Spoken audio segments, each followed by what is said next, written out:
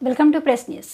వరంగల్ జిల్లా దుగ్గొండి మండలం పోలీస్ స్టేషన్లో నూతన బాధ్యతలుగా 6 కానిస్టేబుల్స్ కొత్తగా శిక్షణ పూర్తి చేసుకుని వచ్చిన మహిళా కానిస్టేబుళ్లకు వరంగల్ సిపి అంబర్ కిషోర్ ఝా ఐపీఎస్ ఆదేశాల మేరకు దుగ్గొండి పోలీస్ స్టేషన్కు 6 ఉత్తర్వులు జారీ చేయగా 1/12/2024 రోజున దుగ్గొండి పోలీస్ స్టేషన్లో కానిస్టేబుల్స్గా బాధ్యతలు చేపట్టడం జరిగింది.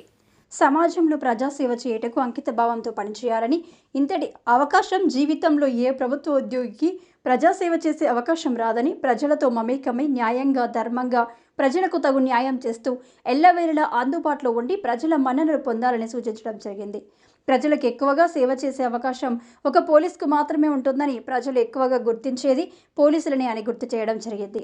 పోలీసు ఉద్యోగం కత్తి మీద సాము లాంటిదని, దేనికి భయపడకుండా, దేనికి తల ఒగ్గకుండా, ఎలాంటి దానికి లొంగకుండా ప్రజలకు సేవ చేయాలని కొత్తగా బాధ్యతలు చేపట్టిన మహిళా పురుష కానిస్టేబుల్స్లకి ఎస్ఐ నీలోజ్ వెంకటేశ్వర్లు గుర్తు చేయడం జరిగింది.